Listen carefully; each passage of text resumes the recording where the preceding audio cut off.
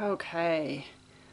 Look, I got straight lines unlike yesterday's soap. So let's cut this, see what's inside. By the way, it's scented with Asian plum from Wholesale Supplies, which was supposed to accelerate, and it didn't, as you saw earlier.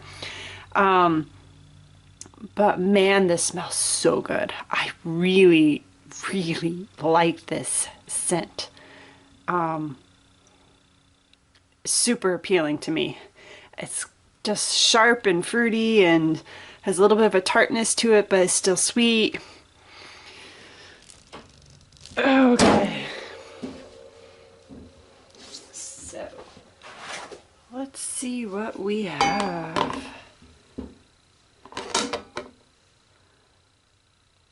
Oh, I hate it when the glitter makes a drag mark. These shifted. That I should have coated like I did. I thought it would stand out, but it kind of blends in. These did not want to stay facing each other.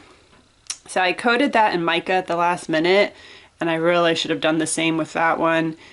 And I thought about it, but it just didn't happen. That's okay. It's still cute. They're snails. Oh my. And a little snail on top and some eco-friendly gold glitter, which I really like.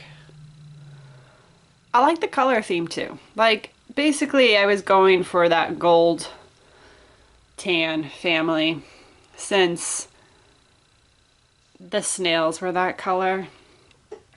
And I had lots of summer soap or spring soaps that already have color, so I was okay with doing more neutral ones for this, and I think it worked well.